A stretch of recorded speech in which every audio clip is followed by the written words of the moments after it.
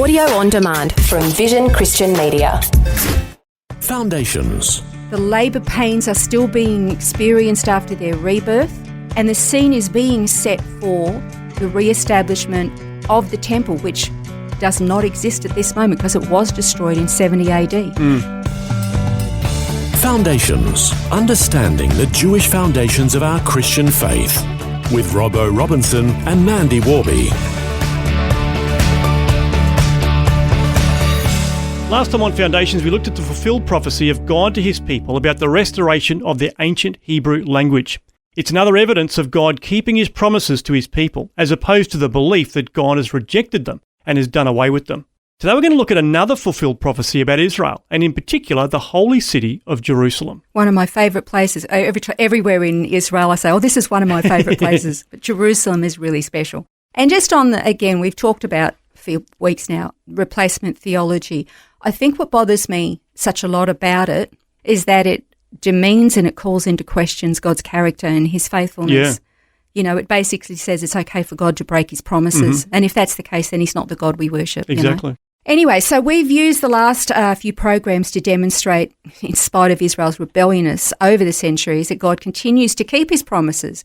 He can't not keep them because it would compromise himself. And we've learned about the rebirth of Israel and how it was instantaneous, and then the birth pains started and they continue to this day. We've looked at the vegetation and the fruitfulness of the land and the restoration of the Hebrew language, and today we've got another really quite astonishing prophecy to look at that has, when you go to Jerusalem, you see it literally being fulfilled before your eyes. It is pretty amazing. So let's have a listen to, this is Zechariah chapter 8.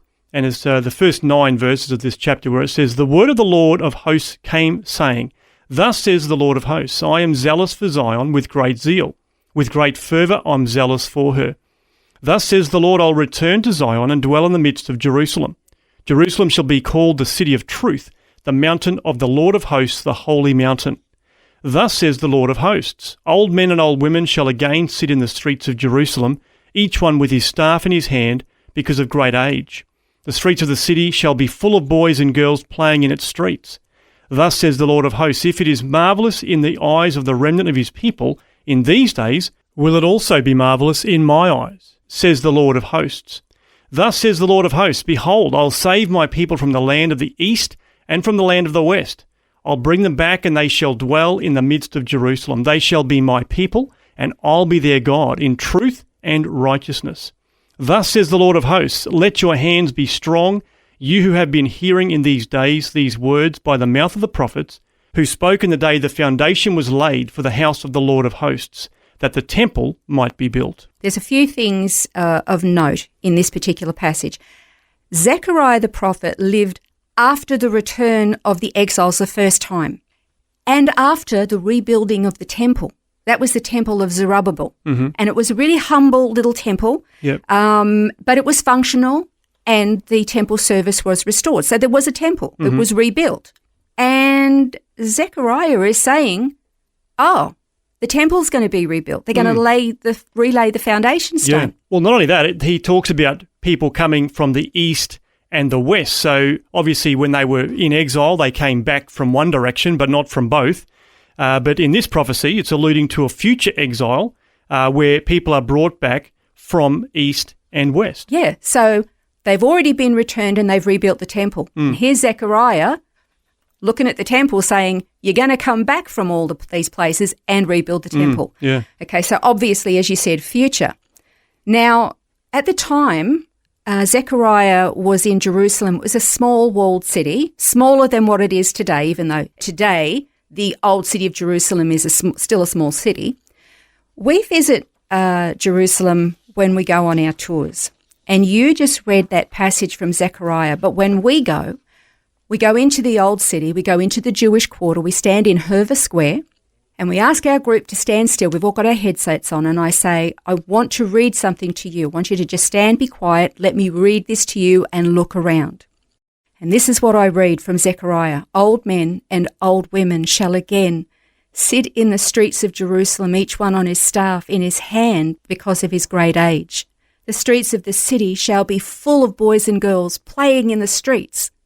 Thus says the Lord of hosts, if it is marvellous in the eyes of the remnant of this people in these days, will it also be marvellous in my eyes, says the Lord of hosts?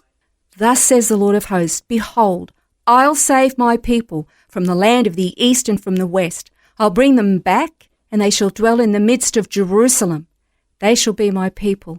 I'll be their God in truth and righteousness. And while we're standing there, literally, as I'm saying this, people are looking around, our people are looking around, and they're seeing old Jewish men and their wives walking along, shuffling with a walking stick or holding hands.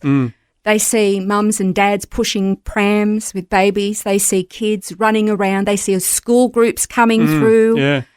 We're literally standing there looking at prophecy being fulfilled every single day. It's like living in prophecy. Yeah. It's the most extraordinary thing. It's incredible.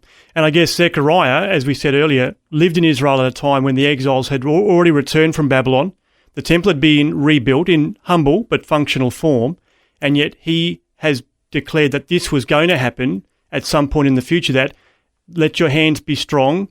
You have been hearing in these days these words by the mouth of the prophets, who spoke in the day the foundation was laid for the house of the Lord of hosts, that the temple might be built. Exactly. So he's looking ahead. Yeah.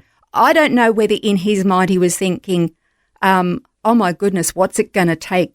What does it mean? How is this temple going to be destroyed? All he knew was a foundation would be laid for a new temple at a time when all the people would be restored again. Yeah. And they would obviously be dispersed, but they would have to all come back from not just one place, but from east and west. And there's other passages that say from the north and the south and the furthest reaches. You know, today, old and young Jewish people are back in their ancient homeland. The land is blooming. The labour pains are still being experienced after their rebirth in 48, and the scene is being set for the re-establishment of the temple, which does not exist at this moment because it was destroyed in 70 AD. And the Temple Institute in Jerusalem have built everything. Everything for the temple is ready. The cornerstone is built. The plans are built. And I think we've talked about this before. You can actually go online at the Temple Institute. I think it's templeinstitute.org. They've got the plans built, and you can do a virtual tour of what the temple is going to be. Wow. They have the table of shewbread. They've got the altar of incense. They've got the menorah. In fact, when we stand in Herva Square, in the Jewish quarter of Jerusalem, we stand in front of the Herva Synagogue, which is why it's called Herva Square. And in this gigantic big glass dome is the restored menorah, the 7-branched menorah candlestick made of pure gold. Yeah. The first fully functioning menorah since the temple was destroyed. Wow.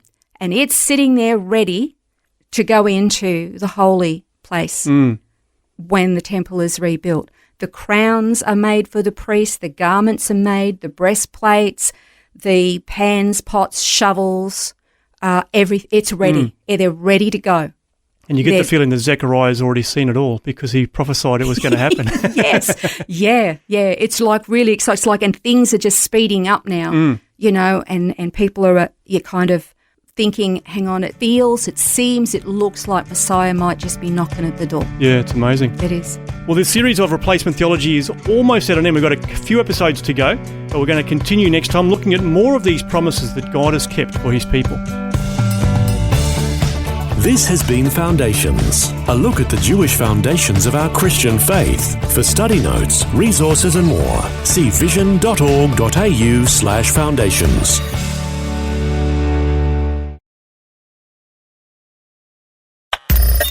Thanks for taking time to listen to this audio on demand from Vision Christian Media.